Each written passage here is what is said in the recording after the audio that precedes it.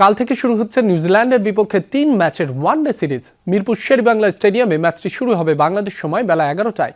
One day বিশ্বকাপে সরাসরি qualify করতে নিউজিল্যান্ডের বিপক্ষে ঘরের মাঠের এই সিরিজ বাংলাদেশ দলের জন্য অনেক গুরুত্বপূর্ণ। তাই এই সিরিজকে সামনে রেখে লম্বা সময় ধরে প্রস্তুতি নিয়েছে টাইগাররা। পিএসএলে থাকা ৫ ক্রিকেটার বাদে সবাই প্রায় ২০ দিন ধরে ফিটনেস, ফিল্ডিং, স্কিল সবকিছু নিয়ে নিবিড়ভাবে কাজ করেছেন।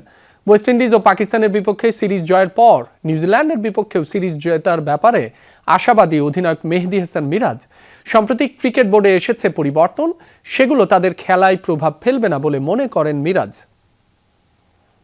আমরা তো প্র্যাকটিস করেছি এবং লাস্ট 3 উইকস আমরা খুবই ভালো প্র্যাকটিস করেছি এবং আমরা অ্যাজ এ প্রফেশনাল প্লেয়ার হিসাবে আমরা আসলে বাইরে কি হয় এটা আমাদের ওই রকম মাথায় এফেক্ট হয় না, কারণ আমাদের কাজ হলো পারফর্ম করা। উইকেটটা সম্পর্কে যেটা দেখলেন যে পাকিস্তান সিরিজে আমরা খুব ভালো উইকেট খেলেছি এবং আমরা চেষ্টা করব এই সিরিজটাও ভালো উইকেটে খেলার জন্য।